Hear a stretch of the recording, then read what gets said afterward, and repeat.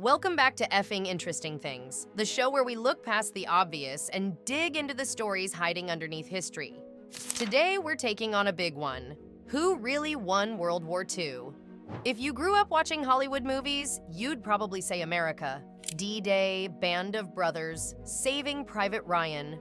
The story we all know is the Allies storming the beaches of Normandy, pushing through France, and taking down Hitler. But here's the truth. As heroic as those battles were, they weren't the ones that broke Nazi Germany. That happened somewhere else. On the icy plains, the endless forests, and the ruined cities of the Soviet Union. This is the story of how Russia, or more precisely the Soviet Union, actually won World War II. It started in June 1941. Hitler launched Operation Barbarossa, the largest military invasion in human history.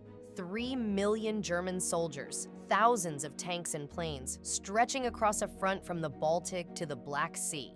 At first it worked. Nazi armies raced deep into Soviet territory. Millions of Soviet soldiers were captured. Town after town fell. It looked like the Red Army was finished, but the Soviets didn't collapse. They retreated, burned their own fields so the Germans couldn't eat, and dug in for a fight that would turn into the bloodiest front in history. Here's the staggering part. 80% of all German military deaths happened on the Eastern Front. 8 out of 10 German soldiers who died in World War II didn't fall in France, or in Africa, or in Italy. They died fighting the Soviets. It was a war of annihilation. Entire villages wiped out. Civilians starved, executed, or shipped off to camps. Millions of soldiers thrown into battles that swallowed men whole. This wasn't a sideshow. This was the main event. The single battle that symbolized it all? Stalingrad. In 1942, Hitler threw hundreds of thousands of troops at the city that carried Stalin's name.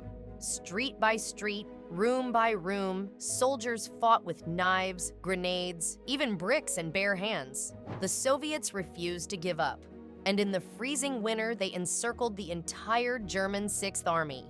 Nearly 300,000 Axis troops trapped. No escape.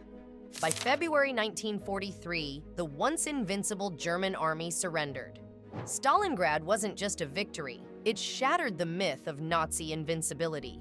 From that moment on, the Red Army pushed west and never stopped, but it came at an unimaginable price. The United States lost about 400,000 soldiers in the entire war. The Soviet Union lost more than 8 million soldiers. And when you count civilians, the bombings, the starvation, the massacres, the death toll climbs to almost 27 million people. That's nearly the entire population of Australia today. Gone. The Soviet Union didn't just fight the war, it bled for it. After Stalingrad, the Soviets kept hitting back. In 1943, they fought the largest tank battle in history at Kursk.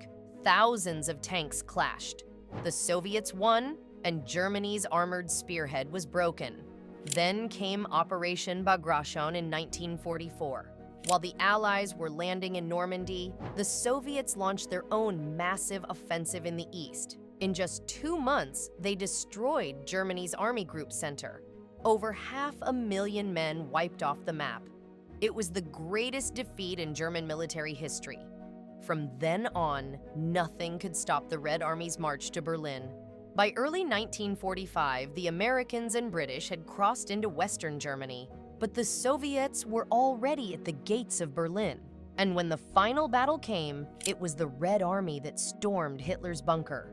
On May 2nd, 1945, Berlin fell to the Soviets. 1 week later, Germany surrendered. The war in Europe was over, and it was Soviet boots that stood on the Reichstag. So why don't we hear this story more often? Politics.